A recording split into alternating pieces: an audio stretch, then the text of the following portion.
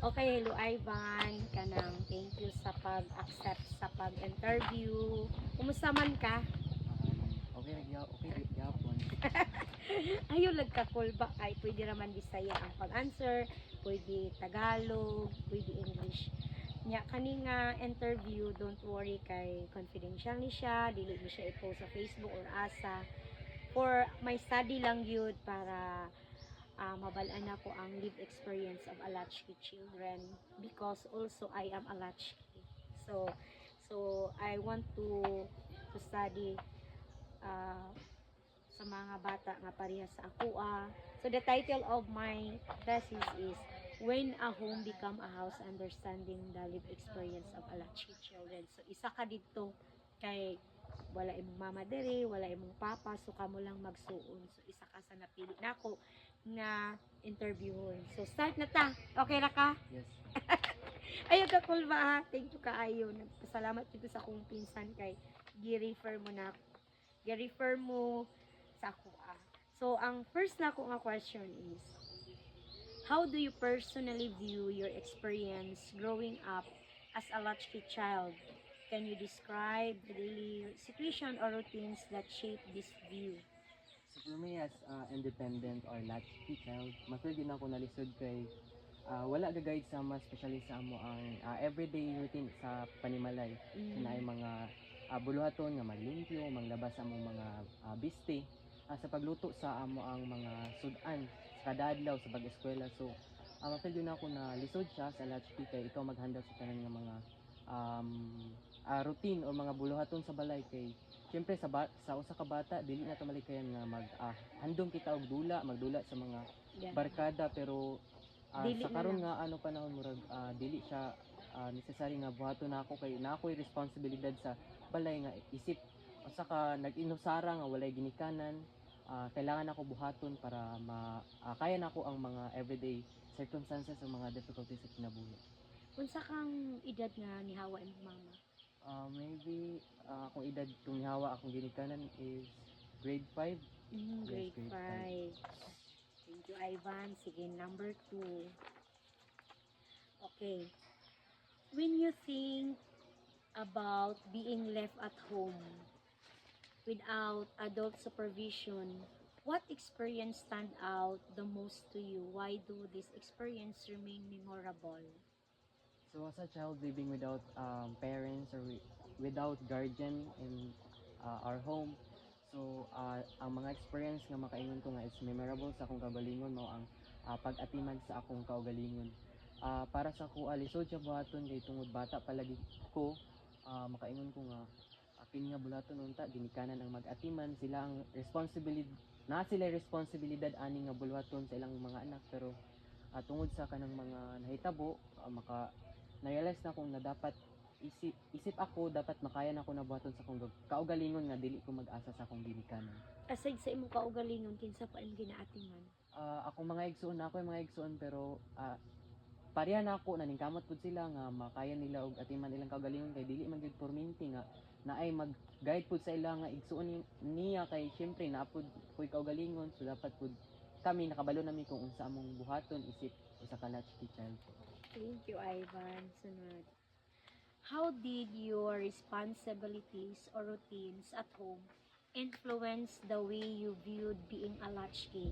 Can you describe responsibilities that had a strong impact on you?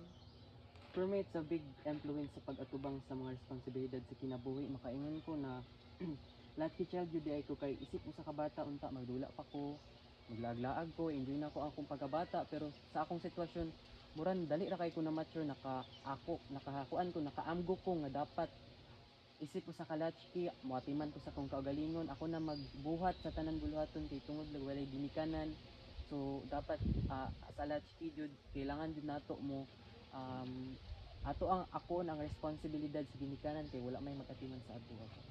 Salamat, Ivan. Next, in what ways did you experience as a latchkey child influence how you behave or responded to situation while growing up? Can you describe situation where this became clear to you? So being a latchkey child po ma'am, makaingon ko jud nga dapat naa jud tay tarang pamatasan kay bati jud siya paminawon nga ah, ay or maghatag na lang kog inspirasyon sa ubang mga bata nga bisan latchkey child ta nag-inusara nagatiman sa tong kaugalingon dapat kamauta mo disiplina sa ato ang batasan kay kini nga batasan around murag mo ni siya ang reflection sa imong kaugalingon sa matag ubang tao makahatag ng inspirasyon tong kaugalingon sa uban mga bata nga latchkey nga ilatang sundugon nga kini siya nga bata Maski, bisag latchkey child siya wala siya ginikanan pero naa siya batasan naa siya yes. pangandoy sa kaugalingon nga dapat niya makabot og mahawas ang iyang kinabuhi sa kalisod. Gani no kay Yes. maskin kanang kumbaga sugungon ta nila nga maskin wala tay ginikanan pero buutan ta Yes. kanang disiplinado, kaning responsible, kanang imagine mo kanang lalaki ka no, ako maisuon pud tulo ka lalaki kanang ako maskin sa ako mag-share pud ko gamay maskin wala mi ginikanan pero I'm so lucky nga kanang walay kriminal, walay drug addict kana kumbaga I'm so happy nga maskin walay parents nga naga-guide pero wala man na professional ako mga manghod pero at least naitarong trabaho ba kanang marangal good kanang unta no kanang tama kanang kumbaga ang atong sitwasyon mahimo siyang guide maghimo siyang instrumento nga sila gani kompleto na yung mga magpapa kita nga wala pero look at now nga behave responsible ana ba makahilak jud ko basta ingon ani ka isagid ko sa ingon ani nga at least kamo no pero naa jud may balay no kami maskin asa magpuyo no lisod magpuyo sa laing tao as in lisod jud kaayo thank you Ivan next how do you interpret the overall impact of your experience as a latchkey child in your life what parts of those experiences shape who you are today Maybe understand this situation through praying with God. So dapat yun, di lang knowledge atong gamiton kundi wisdom sad. Kay as a student you dapat um, kabaluta kung unsa ta, kabaluta kung unsa atong angay buhaton nga nag-agita sa tamang dalan. Ma-shape na ko akong kagalingon para sa ko makaingon ko na taas kaayo ko og kanang pagsabot na ako'y bisan sa ninani ginasabot na ko ang sitwasyon kay basi mao din ni ang mga pagsulay nga gihatag sa Ginoo sa tuwa nga dapat kun nato ni siya ma-overcome bisag lisod pero dapat jud nato ni siya kayangan. so kumbaga tungod sa imong pagiging latchkey dito pud nimo na ilhan ang Ginoo no maging prayerful kay wala jud tay laing sandigan kundi ang Ginoo so overall kanang do kumbaga sa atong sitwasyon murag nakahatag pud ni og kaning impact sa tuwa nga in good ways no naging strong ta ug naging prayerful ilhan nato ang Ginoo sunod how would you describe your feelings about being latchkey child what emotion did you commonly experience during those times So nabuhi ko nga usay sad ko kay syempre walay ginikanan pero makaingot sa kong kagalingon nga nakmurag naanad na siguro ko sa kadugayon na siguro nga ani akong sitwasyon nga latchkey child kung medyo naana ko'y confidence ako akong kagalingon nga mobarog kay syempre wala man kay mahimo ana kay nahitabo naman na siya nga sitwasyon nagkabungkag na mo nanay mga akong mga ginikanan kay nanabangon na so dapat himo na lang to na akong kanang big rason good nga kato na nabaw sila kay tungod lang usab pud namo para maka maka kuan sa eskwela kalisod maka eskwela makakaon ang amo na lang maibalo sila is kanang magpakabutan magpakamaayo kay syempre naman mi di sa balay so makaingon mi nga safe man sad mi kinami gid Pinoy-anan naitarong mga biste pero thankful gyapon ko kay ang akong maginikanan nagkuan gyapon sustento sa amo bisan nagkabungkag nami. Okay. Next. What did you usually feel when you realized you would be alone at home without adult supervision? What thoughts often came to your mind during those moments? Maybe okay ra para sa kuha kay Anapod ko yung mga madungog lagi sa uban ng mga anak nga kaning sa pagpuyo sa balay kanang lain lagi daw nga kanang nahaday ginikanan kay syempre ang ginikanan mga saba man gyud og naatay sayop. So para sa ko ano kana okay raman para sa ko nga wala ginikanan kay kaya naman ako ma-handle sa akong mga problema. So kaya na ako mo atiman sa akong kaugalingon kay naanad na lagi ko. So mao rin Bata ako. pa. Yes. So since grade 5 so dugay-dugay jud siya. So sa nga na year karon grade 12 na ko. So nakaya na jud na ako pila na ka years na ako nag-atiman sa akong kaugalingon, naka-working students na gani ko. So, Asa ka ng working student? dito po sa akong auntie pero I know nga dili to siya ingon working student kay auntie man ako pero mapil niya ako nga working student siya kay Working kay kaning kumbaga, dili gatrabaho man, man gyapon mura gyapon mm. ako gibayran ng akong pag-eskwela ba kaya nagatrabaho ko sa ila nagatabang ko so mura Mm. gyapon nana so makaya siya gani. Kaya na siya. Next, how did the responsibilities you had at home affect you felt about being latchkey? Can you describe situation where these responsibilities affected your emotion? So maybe sa handling sa financial no so sa financial man good dili na to malikayon nga ma-short jud ta makaingon ta ba nga makaikuan ka unsaon nimo ni paggasto na bahin-bahinon nimo sa pang-allowance nimo sa pambugas pang recess so usay makaingon ka ba nga dili jud ni siya enough nga financial jud nga maka sustento sa tanan natong kinahanglan nun napay mga project sa eskwelahan us dira jud ang pinaka worst jud nga mga pangitabo nga makaingon ko makakuan ko ba nga sa mga bayronon sa eskwelahan samot magsunod-sunod ang bayronon ba kanang makakuan ko nakatay saon man nga ang kwarta dili ara na taman nga kuan sa pangsudan ra pang allowance Dito kang maapektuhan dito maayo jud pag mapiktuan na financial na. kanaligoy kuan na katong sa PTA na nakahilag jud ko kay exam ang dito niya need siya ang ano sa teachers kay na mag-exam ay magbayad og PTA bago mag-exam so nakakuan jud ko nga saon man ni wala koy Isod no? wala pa di sweldo pa to kay syempre kuan week man ang sweldo sa construction sa kuan Kay papa nimo. Nya unsa man to imong gibuhat? o nagato Istoryahon lang gid nimo. na nangita og kuan pamaagi naman koy kuya so nanguan ko dito latinginin pod nanguan ko sa Kolekta. ila unya silbi ano na lang to gihatag na lang dito nila sa kuha kay naluoy mo sila Yan yung lisod jud ko.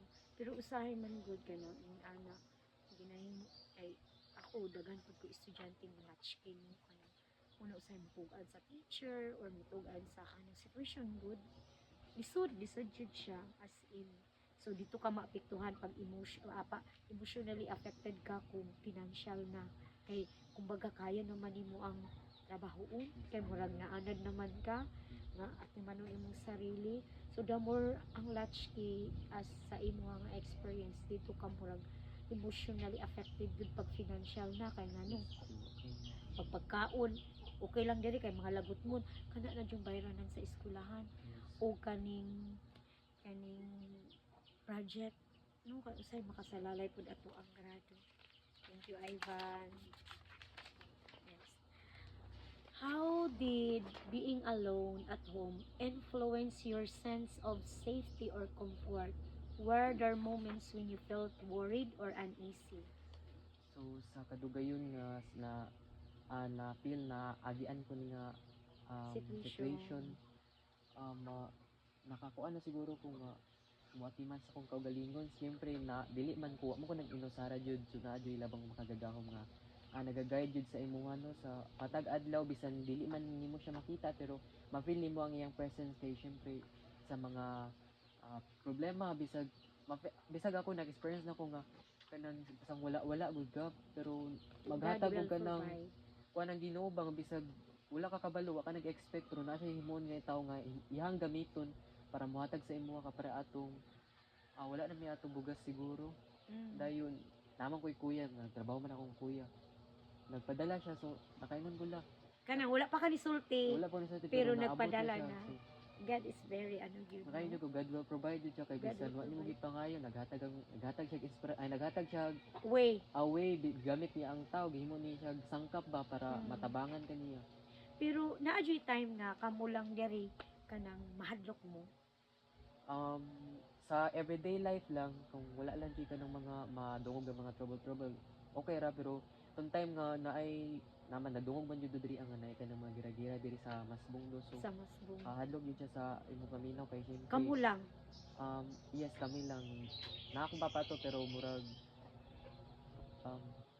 na akong papato pero gipahawa din niya ato diri sa balay kay tungod lagi sa ana nga panghitabo na ay magkuan basi maano ba masulod ang balay kay mo ni ganang sa Hostage. So Ano? mao na nga time nga mahadlok mo kang Mm. kanang istorya nga naay giyera. okay Maulang po na imong gibati nga nahadlok mo. mahadlok Nga kanang mahadlok mo ba nga kamu lang. Katong grade 5 pa mo. Wala may gibati kahadlok nga kamu lang. naka-experience pud ni sa abono pero bata pa man ko wala pa koy Buot. buot wala pa koy Tung sa abono mo, kaalamag ano katong sa abono mo nga ang inyo lang daw among tabil atop sako, kay o amo ang bungbong kay sa kaning lukay lukay, then ang among burtan kay sako. sako din makamatagay ko tunga gabi mo ana ang sako o din Mo- makita mo ana Mukuan ba sa hangin. ya makita na ang gawas kay syempre wala man siya lakay Wala sako gyud raman mag mo ana lupad-lupad lang. Maula na ito bation kay murag ang feeling niyo dili safety. yes dito sa safety nga lugar karon pag ako na-realize nga katulad nga kuan delikado rin kita siya kay naman day mga palahubog dito niya akong mga magulang kay Gani mga babae. babae pag yun so naadi posibilidad nga makakuan Maunsa sila mo maunsa dito. dito Pero mao na igingon nga na Ginoo wala gyud mo gipasagan that time. Kanang looking back now, how do you feel your experience as a latchkey child have affected your emotionally? Which memories or feelings from that time remain most vivid to you today? maybe being an independent so sa ako need din ako ang independent kay siyempre mga tubang sa problema sa mga eskwelahan gani kailangan na siya kay siyempre wala tayo ginikanan especially sa mga meeting dili man gyud nato malikayan nga siyempre nagtrabaho imong ginikanan walay meeting wala kay ginikanan nga mo meeting dito so hindi mo ikaw ako na lang mo attend sa meeting mo minaw sa mga istoryanan sa eskwelahan Ginaalod lang po ka sa teacher nga ano mag-attend. na may namay ka ng valid reason nga siyempre walay ginikanan so Wala ginikanan. Yes. Mo consider ako si teacher. consider mo Basta musulti lang gyud ta sa tinuod no. So from that naging independent ka. yes.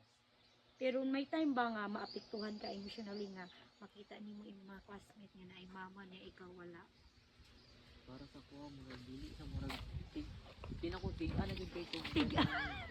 Kung pulang murag nasanay na ka. nasanay na gyud kay Pero katong elementary ka, kanang unsa imong ma-feel nga, syempre bata pa ka niya, imong mga classmate na anya ikaw wala. pero wala ko katisting nga nihila ko kay tungod walay ginikanan murag amot Naasanay na lang. nasanay na siguro kay O nakasabot sa nakasabo situation. na murag naana lang jud murag dali ra gyud kay nakaambo sa kaugalingon kay mao naman gud na agian naman gud na nga kuan humana na siya and gid mo siya Kita ra gid Ivan og mga experiences. Next, what realization or insight have you gained from your experience as a latchkey child? Can you describe experience that lead to this realization? siguro sa kakapoy kalisod so as a latchkey naningkamot jud ko no kay syempre dili jud ko mosusugot nga diri ara jud ko taman kay syempre nagian ako ni Yes. ang ginikanan din nato maingon nga magtarong jud mo eskwela kay dili jud dalim ang inani nga kinabuhi so para sa kuan jud naningkamot ko bisan gani sa mga usay nga ang recess gani gamay ra kaayo igura pang pliti pa atong eskwelahan so Pretty. may eskwela ra gyud gyapon kay naningkamot man ta so sa ana nga sitwasyon dili man ko makaingon nga list kuan siya worth it man gyapon kay syempre na ako mga achievements sa kinabuhi nga dawat tungod sa akong pagpaningkamot murag naghatag na sa ko og kanang rason para maningkamot pa Kamot. kay dili man nato makuan ang sukli sa Ginoo kay ang Ginoo ra ba gyud nakabalo sa to ang ano no kay dagan sa kinabuhi mo nang dapat maningkamot jud ta kay wanto damhang panahon nga ihatag na rin sa Ginoo ang naa para sin sa tuwa gid nga maka maayo ang kinabuhi sa sunod. So, maningkamot jud. Yes. Kaya gani nimo katong grade 5 pa ka unsa nakakaron nga dako na ka. So, kumbaga na realize nimo nga ang sa kalisod sa kinabuhi maningkamot man gyud kay kung diri ra pud ka taman mo na maningkamot gyud. Next, what important things did you come to understand from being left on your own at home? How did the experience influence the way you think or act today? So, um, isip mga latchkey sa usa ka panimalay walay ginikanan. Siguro ang naghatag og kanang akusog para sa kano kay determination of perseverance. Determination and perseverance. Kay kinahanglan gud na sa pag-eskwela sa everyday routine sa panimalay so dapat natay determinado ta mo lihok, determinado ta kay na naatay pangandoy, naatay kinahanglan nga abuton sa kinabuhi nga dapat dili kang tadiri ang mag pundong na ani nga kinabuhi na ani nga style need na to mag grow makahimo og kanang maayo nga kuan sa kinabuhi mga pangandoy nga nakabuot na nimo tungod sa imong pagpaningkamot siguro mao na ang pinakanindot nga um, kanang katangian sa usa ka latchkey child kay para maano pud napoy ma proud good mahimuan ta ganang inspiration sa uban ba nga kani siya nga bata bisag wala siya ginikanan pero naningkamot siya nakakabot niya ang pangandoy nahawas siya sa kalisod siguro mao nang mga kuan nga ako ang kinahanglan nga abuton sa kinabuhi. Very good, Ivan. Next, what have you experienced? What have your experience taught you about responsibility or independence? Can you describe situation that help you develop this understanding? Na-learn na ako maging responsible sa pag-atubang no sa kuan problema sa responsibility especially sa balay sa eskwelahan naman yun tayo mga responsibilidad especially sa eskwelahan mga activity need na to i-balance ang ato ang time na jud tay dapat natay time management jud kay sa eskwelahan may mga assignment sa eskwelahan di ba sa abot sa balay maghimo kag mga assignment napay buluhaton so dapat naa jud tay disiplina sa kinabuhi disiplina sa adlaw-adlaw buluhaton kay para ma-handle na nato siya nga smooth lang kaayo tarong lang ang dagan dili ta magkarakara kung abot sa mga deadline sa eskwelahan. Thank you, Ivan. Next, what realization did you gain about yourself while growing up as a latchkey? How did this realization influence how you see yourself today? So naka-realize ko nga as a latchkey lisod kapoy say makaisip ka nga anong ikaw pa man no ang nainin-ani nga daghan deserve man katagaan og kumpleto nga pamilya kay siyempre naningkamot ka daghan jud kay kog mga nagawander jud ko jud kay ngano kaya nakoy dami ko madungog sa gawas sa mga istorya nga kumpleto ang pamilya pero ang mga bata kanang Tibulaang. nagbulakbol din ang uban kanang magsukol gud sa ginikanan Mm-mm. manang dili nila wala nila gipahalagahan ang ilang pagka ano ba na sila complete pamilya na naghahatag og Mm-mm. sustento say makaingon ko nga nganong ako no nganong kami nga syempre naningkamot ni naman di nami mga batasan sa dili maayo pero Oo, normal. normal man jud na siya no pero ang katumanggong lahi man jud sa uban jud nga kanang suwail sa ginikanan halos Gani. na gani di mag-eskwela magsibat daghan Mm-mm. kog madungog ana so makaingon ko ba nga nganong ako naningkamot og eskwela Wala mo gitagaan og wala mi gitiganog kanang tarong nga kinabuhi naay pamilya nga mo-support sa mo namay mo-support na ay mga auntie na ko mga Pero dili Pero gyud lahi ra gid tong- permanente, lahi gyud tong intact lahi ra ba gid tong nasa na kay balay gyud mama, nga na kuan papa. mo-support sa eskwelahan sa mga kuan dito say gani naay mga recognition sa eskwelahan say ako na lang mag Adto. tambong tungod sa kuan lagi gid ana nga ano nga Sitwasyon nga wala. bulag na sila. Laban lang, Ivan. Next, the last one. When you reflect on your experience as a latchkey child, what do you now understand about those experiences? Which experiences most strongly shape your perspective?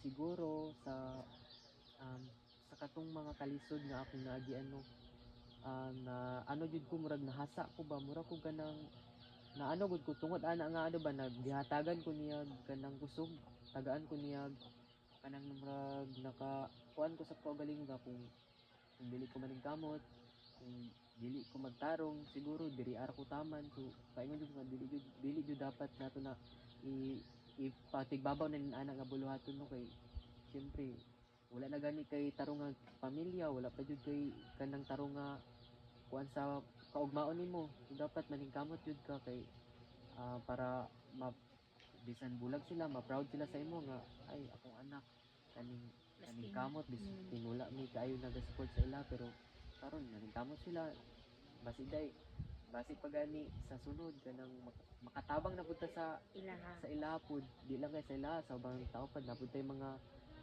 basiday na kaning nanginahanglan sa gawas man or sa kaning mga paryente, makatabang punta ano ta nila ba una dila nila makuha na to ang ano good pagpaningkamot nga kaning as alatki dili pud ay dili latki lang wala na kay makaya, dili nimo makaya ang mga buluhaton, wala kay maabot, so murag dira gud makuan ba mabago ang ilang una-una nga latki na pud ay kanang mabuhat para sa tanan.